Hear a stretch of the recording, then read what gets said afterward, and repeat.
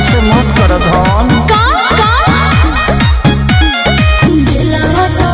थोड़ा थोड़ा राजा जी सुता तारा दशहरा के कोरा राजा जी।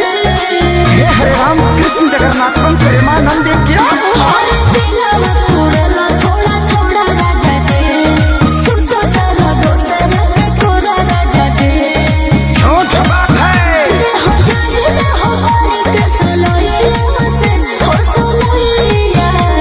अब ऐसे ही करबू का। सौरी सौरी सोना सौरी सौरी सोना काहे खिसियालू अपना सैया से।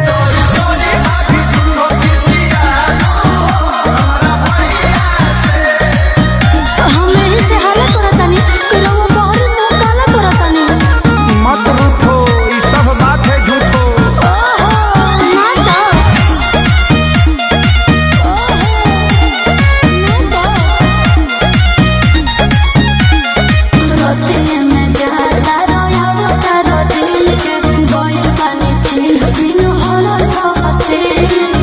मच्छर कटले होई बाहर हक बात शौक काहे होता तो रहता मरद से।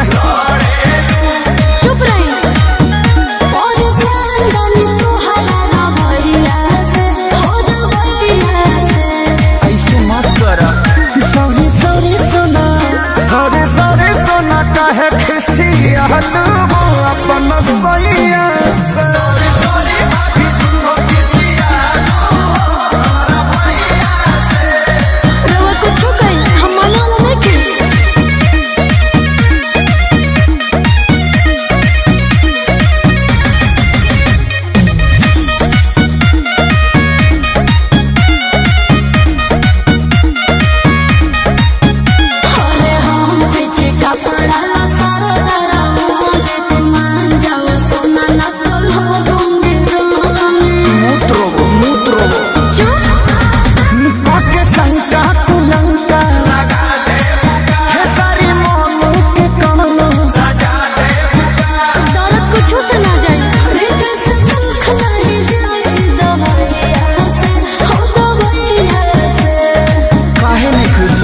सौरी सौरी सोना सौरी सौरी सोना काहे खिसियालू अपना सैया से।